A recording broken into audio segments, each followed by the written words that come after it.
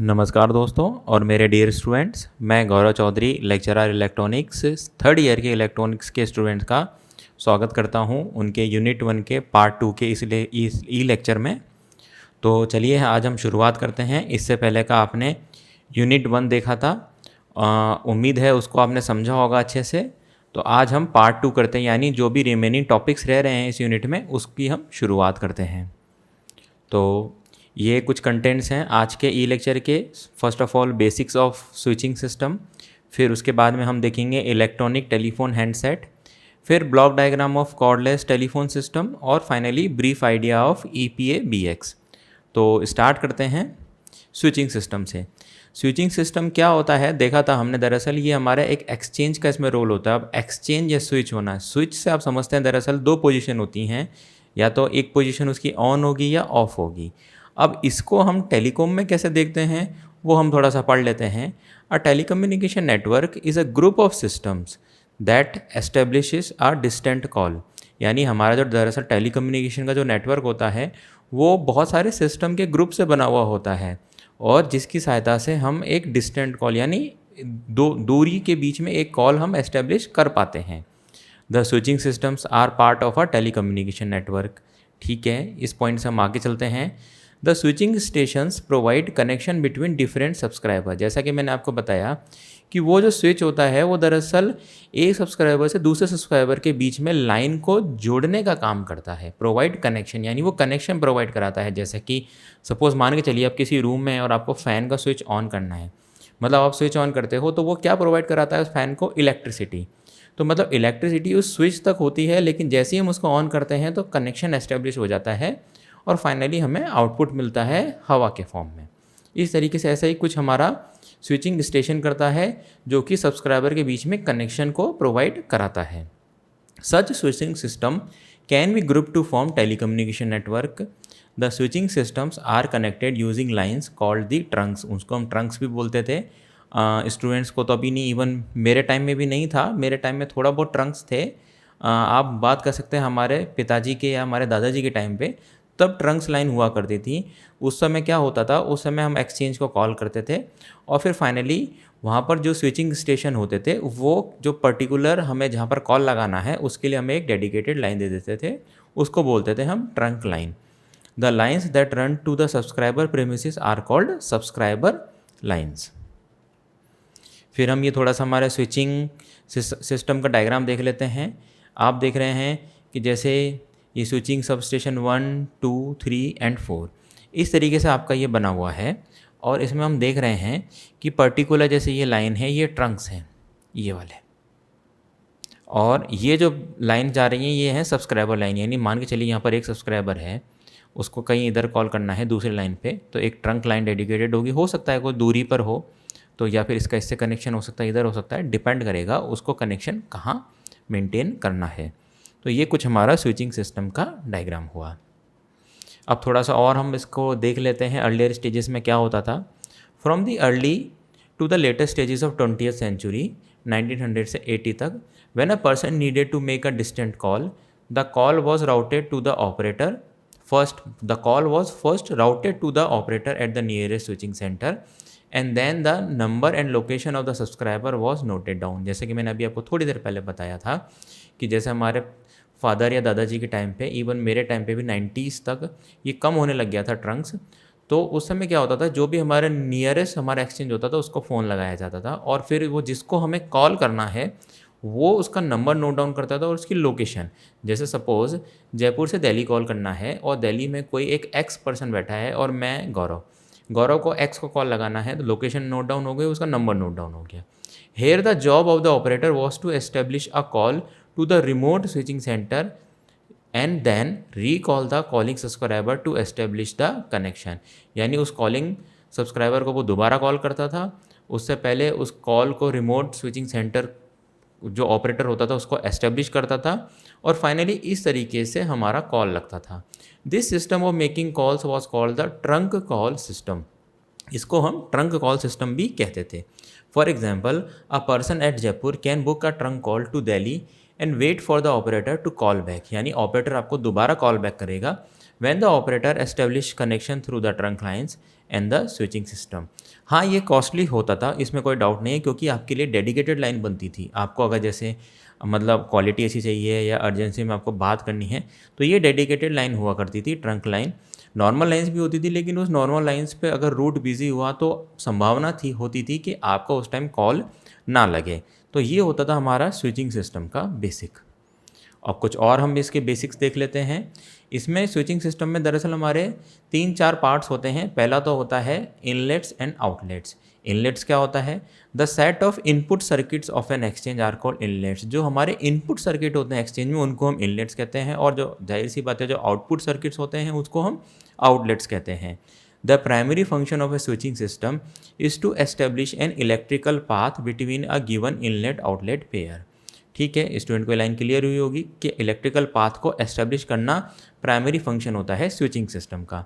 Usually N indicates the inlets and outlets are indicated by M. ठीक है, so a switching network has N inlets and M outlets. अब इसके अंदर एक और टर्म होती है switching matrix. The hardware use to establish connection between inlets and outlet is called the switching matrix. यानी जो उनके बीच में कनेक्शन एस्टेब्लिश करता है उस हार्डवेयर को हम कहते हैं स्विचिंग मैट्रिक्स, या फिर स्विचिंग नेटवर्क भी कहा जा सकता है। This switching network is the group of connections formed in the process of connecting inlets and outlets. Hence, it is different from telecommunication network mentioned above. आगे देखते हैं इसको। Types of connection. अब इसमें जो कनेक्शन होते हैं हमारे किस किस टाइप के होते हैं? There are 4 types of connection that can be established in a telecommunication network. और वो कनेक्शन कौन कौन से होते हैं? एक तो होता है local call connection between 2 subscriber in the system, उसी सिस्टम में लोकल कॉल कनेक्शन। एक होता है outgoing call connection between subscriber and outgoing trunk, जैसे जयपुर से दिल्ली। एक होता है incoming call connection between A incoming trunk and a local subscriber, वो इनकमिंग कॉल कनेक्शन हुआ। और एक होता है transit call connection between N incoming trunk and outgoing trunk. तो मान के चलिए अगर बीच में कुछ कोई हो, जैसे सपोज़ आपको जयपुर से भरतपुर के कॉल लगाना है और बीच में आपका एक ट्रांजिट पड़ गया दौसा, तो वो उस तरीके से एक आप एग्जांपल ले सकते हैं लास्ट वाले से। ये होता है हमारा कुछ फोल्डेड नेटवर्क। जैसा कि आप देख रहे हैं, आप इसको फोल्डेड नेटवर्क आपके स्विचिंग सिस्टम में ही होता है। इसको हम एक बार देखते हैं। When the number of inlets is equal to the number of outlets for a switching network, such a network is called the symmetric network. Such a network is called the symmetric network, यानी जिसमें हमारा inlet और outlet equal होता है तो हम उसको symmetric network कहते हैं, which means n equals to m। A network where the outlets are connected to the inlets is called the folded network. A network where the outlets are connected to the inlets, यानी जैसे कि आप देख रहे हैं ये जो हमारा आउटलेट है ये ऐसे इनलेट से कनेक्टेड है, इसको हम कहते हैं फोल्डेड नेटवर्क। अब इसकी ज़रूरत कहाँ पड़ती है वो हम आगे देखते हैं। In a folded network the n number of inlets, यानी जिसमें n नंबर ऑफ इनलेट्स है which come as outlets are again folded back to the inlets. ठीक है, ये तो फोल्डेड नेटवर्क के बारे में बता रहा है। Nevertheless, the switching network provides connection to the inlets and outlets as per the requirement. The following figure will help you to understand the switching network works. दरअसल स्टूडेंट्स ये जो हमारा जो नेटवर्क होता है ये हमारे स्विचिंग नेटवर्क को एनहांस करने के लिए इस तरीके का नेटवर्क यूज़ में लिया जाता है। और हम आगे देखते हैं। At times, it might happen that the inlet and outlet connections are continuously used to make transit calls. Suppose मान के चलिए जैसे मैंने अभी जयपुर से भरतपुर का बताया, अब एक ट्रांजिट आ रही है बीच में जैसे दौसा को, तो इस तरीके से हमारा नेटवर्क होता है कि इनलेट मतलब सपोज जयपुर से भरतपुर करना है तो जयपुर का आउटलेट दौसा के लिए इनलेट और दौसा का आउटलेट भरतपुर के लिए इनलेट। इस तरीके से आपका एक ट्रंक लाइन्स के थ्रू कॉल हो सकती है, लेकिन ये लोकल सब्सक्राइबर के बीच में नहीं होगा। The inlet and outlet connection if used in an inter-exchange transmission such that exchange does not support connection between local subscriber, then it is called the transit exchange, यानी एक तरीके से ये transit exchange ही कहलाता है। A switching network of such kind is called non-folded network. This is shown in the figure. जैसे कि आप देख रहे हैं n इनकमिंग ट्रंक्स हैं, स्विचिंग नेटवर्क है, m आउटगोइंग ट्रंक्स हैं और फाइनली और सो ऑन आगे ये चलता जा रहा है। एक होता है इसके अंदर हमारा ब्लॉकिंग नेटवर्क। अभी तक जो हमने देखा ये सारे हमारे बेसिक्स ऑफ स्विचिंग सिस्टम है। अगर क्वेश्चन आता है डायरेक्ट कि explain basics of switching network, तो आपको ये सारा लिखना है। इनलेट, आउटलेट, स्विचिंग मैट्रिक्स क्या होता है, फोल्डेड नेटवर्क क्या होता है, ब्लॉकिंग नेटवर्क क्या होता है।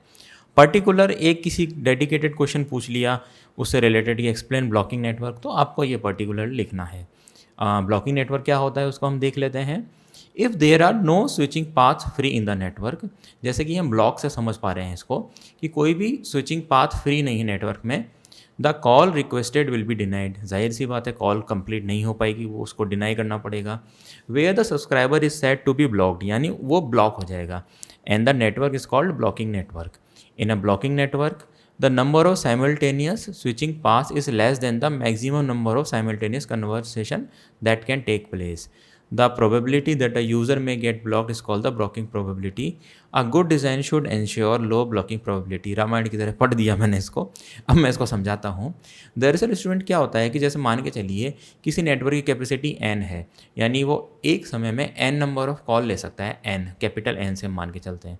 लेकिन मान के चलिए नंबर ऑफ कॉल्स आ गए n+1, तो जाहिर सी बात है कि जो n+1 वाला है उसकी कॉल ब्लॉक होगी और उसको हम कह देंगे कि ये नेटवर्क मतलब ब्लॉकिंग नेटवर्क कहलाता है दरअसल। यानी ये जो आखिरी में लाइन है, in a blocking network the number of simultaneous switching path, यानी जितने पाथ हैं ऑब्वियसली बात है वो मैक्सिमम नंबर कन्वर्सेशन से कम ही होंगे, तभी वो कॉल ब्लॉक होगी। अगर फ्री है तो उसका भी कॉल लग जाएगा। और क्या संभावना रहती है कि यूज़र ब्लॉक हो जाए, जो कि हम आगे हमारा ट्रैफिक एनालिसिस में या मार्को प्रोसेस में देखेंगे, उसको हम कहते हैं, उस संभावना को कहते हैं प्रोबेबिलिटी, यानी ब्लॉकिंग प्रोबेबिलिटी। और अगर नेटवर्क को हम प्रॉपर तरीके से डिज़ाइन करें, यानी काफ़ी चीज़ें एज्यूम करके चलें, जो कि हम आगे देखेंगे, आगे मतलब इस यूनिट में नहीं, ट्रैफिक एनालिसिस में और मार्को प्रोसेस में, तो वो इंश्योर करता है कि जो ब्लॉकिंग प्रोबेबिलिटी है वो कम होगी। तो ये हमारा हुआ बेसिक्स ऑफ स्विचिंग सिस्टम का। अब हम आगे देखते हैं इलेक्ट्रॉनिक टेलीफोन हैंडसेट, यानी हैंडसेट आपने देखा होगा। हाँ, आज की डेट में बहुत ही कम यूज़ होता है, लेकिन फिर भी हमारे गवर्नमेंट ऑफिसेज़ में या फिर बड़े बड़े ऑर्गेनाइजेशन में, इवन होटल्स में वो ज़रूर यूज़ होता है, क्योंकि जो लैंडलाइन पाथ होता है वो डेडिकेटेड होता है। और इनसाइड अगर प्रीमिसेस हम बात करें जैसे गवर्नमेंट ऑफिसेज़ में, तो उसके डेड होने के चांसेस कम है। हो सकता है वायरलेस में भी ऐसी पर्टिकुलर लोकेशन पे आपका ऑफिस हो कि वहाँ पर नेटवर्क कम आता हो।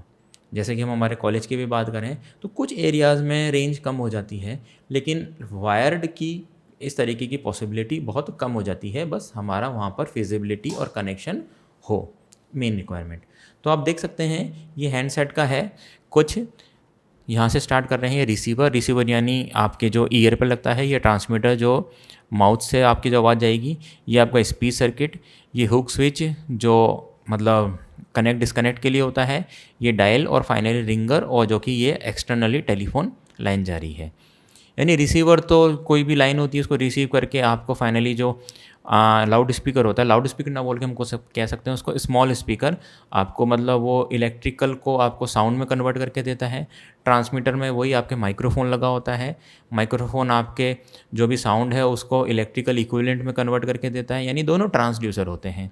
स्पीच सर्किट इसको प्रोसेस करता है और डायल की सहायता से मतलब आपकी जो पर्टिकुलर लाइन है उस लाइन से आपको एक्सचेंज के थ्रू कनेक्ट करता है। तो ये आपका हुआ इलेक्ट्रॉनिक टेलीफोन हैंडसेट। अब स्टूडेंट को जैसे रिसीवर के बारे में लिखना है, ट्रांसमीटर के बारे में लिखना है, स्पीच सर्किट क्या होती है वो लिखना है, हुक स्विच लिखना है, डायल लिखना है और रिंगर लिखना है। तो ये मैं स्टूडेंट के लिए ट्यूटोरियल में देता हूँ। ट्यूटोरियल के क्वेश्चन में और बनाऊँगा, तब आप इसको ज़रूर सॉल्व करना। फिर अब हम बात करते हैं कॉर्डलेस टेलीफोन सिस्टम। दरअसल क्या होता है स्टूडेंट, जैसे लैंडलाइन की एक लिमिटेशन होती है कि सपोज़ मान के चलिए वो पर्टिकुलर एक रूम में है और हमारी कॉर्ड है, हम ऐसे नहीं है कि उसको बिल्कुल ही कॉर्ड को मतलब टू एंड फ्रो ऐसे घुमा सकते हैं, नहीं, क्योंकि वो वायर है, वो किसी को मतलब चलने में प्रॉब्लम कर सकता है, वायर इधर उधर है, तो वो मतलब एक तरीके से मतलब कॉम्प्लेक्सिटी उसकी बढ़ जाती है। और कॉम्प्लेक्स होने के कारण यानी थोड़ा सा अगर मतलब कोई मूव करना चाहे विद इन द प्रेमिसेस, यानी सपोज़ उसको अपने एक घर की बात करें या फिर जैसे हमारे इलेक्ट्रॉनिक्स डिपार्टमेंट के पर्टिकुलर एरिया की बात करें, तो उस केस में एक इंट्रोडक्शन हुआ कॉर्डलेस टेलीफोन सिस्टम का। तो चलिए देख लेते हैं क्या है cordless telephone system. As we know almost all the modern apartments and house usually and homes usually houses telephone jacks in all the rooms.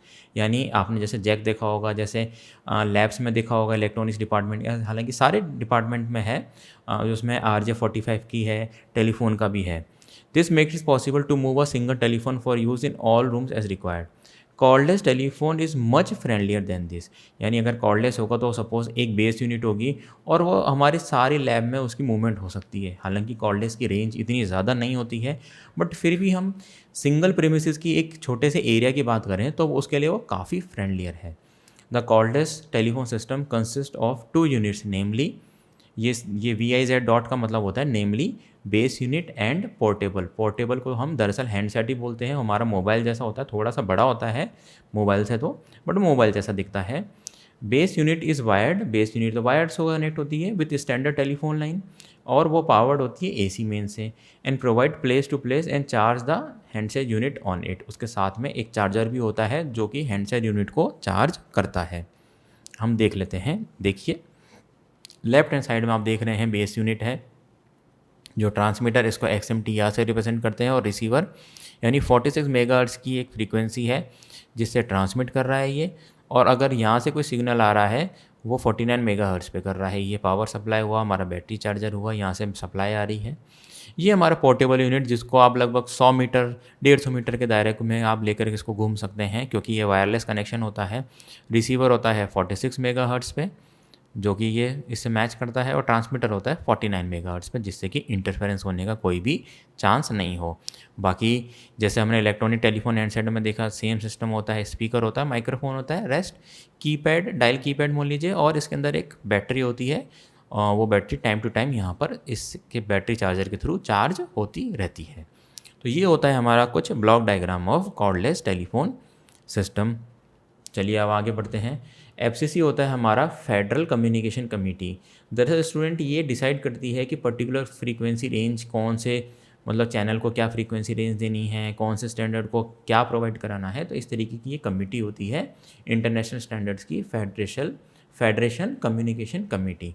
मेरे ख्याल में यही इसका फुल फॉर्म है, एक बार और मैं कंफर्म कर दूंगा। FCC जिसको स्मॉल मतलब शॉर्ट फॉर्म में हम बोलते हैं। FCC has allocated about 25 duplex channels, यानी वो 25 ड्यूप्लेक्स चैनल उसने दे रखे हैं। ड्यूप्लेक्स का मतलब होता है टू, मतलब जैसे सिंप्लेक्स होता है जिसमें हम वन साइडेड कम्युनिकेशन होता है, जैसे टीवी। आप टीवी में सिर्फ रिसीव कर सकते हो, लेकिन आप टीवी में जो भी है आप उस पर्टिकुलर चैनल से बात नहीं कर सकते।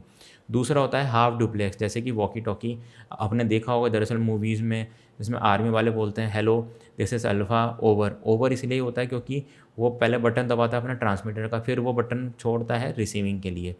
और ड्यूप्लेक्स होता है मतलब आप एट अ टाइम आप बोल भी सकते हो, उसको टोक भी सकते हो सामने वाले को, तो मतलब दोनों चैनल प्रेजेंट होते हैं। तो फॉर कॉर्डलेस टेलीफोन सिस्टम मतलब FCC ने 25 चैनल दिए हैं।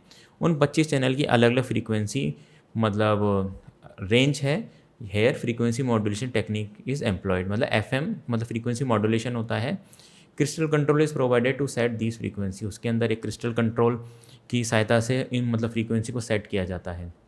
दरअसल ये होता क्यों है, सपोज मान के चलिए एक ही प्रीमिसेस में 2 या 2 से ज़्यादा 4-5 हैं, तो उस टाइम उनके इंटरफेरेंस होने के चांसेस हैं।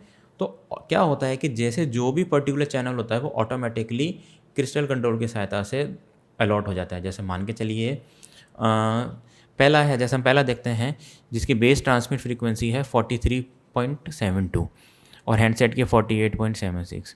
अब मान के चलिए कोई दूसरा आ गया, तो सपोज़ क्रिस्टल कंट्रोल ये दे देगा 43.84 और 48.92। अब इन दोनों का कोई आपस में लिंक नहीं है, क्योंकि वो अपनी फ्रीक्वेंसी पर है, वो अपनी फ्रीक्वेंसी पर है, और क्योंकि इसमें फ्रीक्वेंसी मॉड्यूलेशन है तो एट अ टाइम मतलब 24 आवर्स अवेलेबल है। तो इस तरीके से अलग अलग रेंज हैं। 25 चैनल दिए हैं, 25 डुप्लेक्स चैनल तो काफ़ी होते हैं, मतलब 25 कॉर्डलेस एक साथ काम कर सकते हैं, जो कि बहुत बड़ी बात होती है 25 कॉर्डलेस को एक ही ऑर्गेनाइजेशन या एक ही प्रेमिसेस में यूज़ करना। फिर हम देखते हैं कुछ एक और सिस्टम होता है एडवांस कॉर्डलेस सिस्टम। तो एडवांस कॉर्डलेस सिस्टम क्या होता है, चलिए देख लेते हैं। Advance cordless system also have been developed which operates in PCS बैंड। एक बैंड होता है PCS बैंड।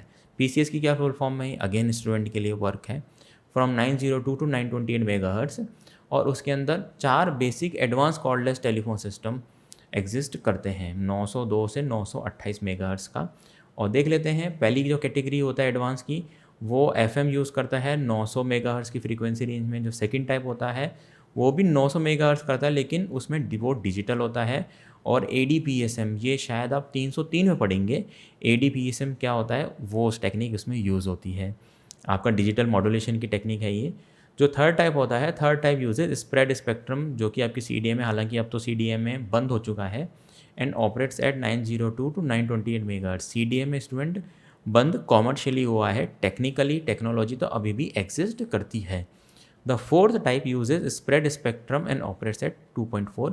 थर्ड और फोर्थ बस दोनों का फ्रीक्वेंसी का ऑपरेशन, मतलब जो वैल्यू है वो अलग है।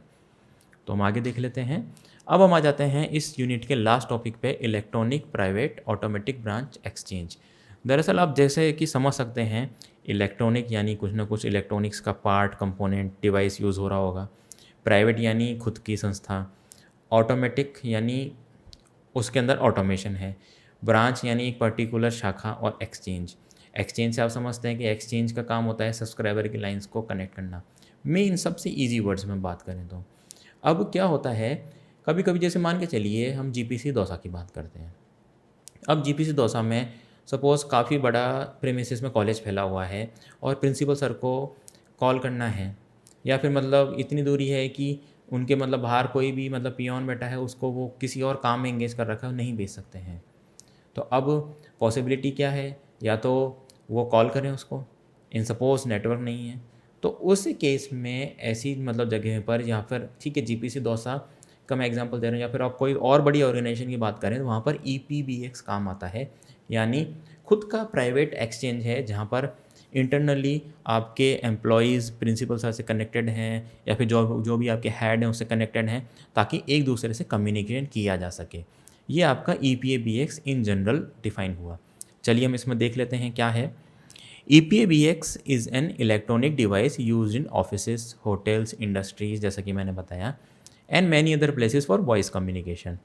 It is a private telephone network. ये प्राइवेट टेलीफोन नेटवर्क होता है, used by the organisation and the companies for various types of communication either between the employees और आउटसाइड द क्लाइंट्स। हाँ, ये भी होता है कि सपोज़ आपने देखा होगा कि उसने डायल किया कि मुझे बाहर किसी से कम्युनिकेट करना है, तो इसके लिए भी EPABX की आउटसाइड की लाइन के भी वो कनेक्शन कर सकता है, जो कि हम आगे डायग्राम में देखेंगे। फिर अगला पॉइंट हम पढ़ते हैं। The electronic private automatic branch exchange is equipment that has made day to day working in the office much simpler, specially in the area of communication. जैसे कि मैंने आपको बताया कि ये थोड़ा सा सिंपल कर देता है, थोड़ा सा नहीं, काफ़ी सिंपल कर देता है। The EPABX may be defined as a switching system. Obviously बात है, ये स्विचिंग सिस्टम ही है जो कि प्राइवेट है। That makes available both internal and external stitching functions for any organisation the selection of EPABX is difficult task and requires deep knowledge of traffic pattern. ठीक है, कोई हमें एक स्किल पर्सन या स्किल लेबर ही चाहिए इसके लिए। By using in EPABX both the internal and external needs of the organisation are fully served. With the advent of powerful microprocessor and advancement in the field of computers, the EPABX can boast of versatile features। यानी इसमें बहुत से versatile features होते हैं। आपकी call record भी हो सकती है, आपके मतलब और भी एडवांसमेंट हैं जो होते हैं, जो कि EPABX से रिलेटेड होते हैं। अब ये यूज़ कैसे होता है, इलेक्ट्रॉनिक, क्योंकि इलेक्ट्रॉनिक से जाहिर सी बात, इलेक्ट्रॉनिक मैंने बोला कि इसमें कुछ ना कुछ electronic device, electronic component connect होंगे। अब जैसे कि माइक्रो प्रोसेसर और मतलब बहुत से जो कि जिसमें इलेक्ट्रॉनिक एडवांसमेंट हुआ है, उसकी सहायता से EPABX काफ़ी सोफिस्टिकेटेड टेक्नोलॉजी का बना हुआ होता है। हालांकि EPABX एक लिमिटेड होता है, जैसे आपने ऑफिस की बात करी, होटल की बात करी, इंडस्ट्री की बात करी। लेकिन जहाँ पर जैसे बहुत बड़ा सपोज़ मेट्रो सिटी है, या फिर जैसे आप मेट्रो सिटी भी काफ़ी बड़ा एग्जाम्पल हो गया, आप दौसा का ले लीजिए, दौसा से जयपुर, तो इसके बीच में EPABX नहीं होगा। वहाँ पर हमें इलेक्ट्रोमैकेनिकल से ही बात हमारी बनती है, क्योंकि वहाँ पर हमारे अलग अलग टाइप के कनेक्शंस की भी पॉसिबिलिटी होती है। ये देखिए, ये कुछ आपका EPABX का डायग्राम है। सपोज मान के चलिए ये यूज़र, ये तो आपका PBX है, और ये PBX कंसोल मतलब जो कि इसका मेन है। अब ये तो बाहर के लिए हो गया एक्सटर्नल, जो कि कॉल करेंगे।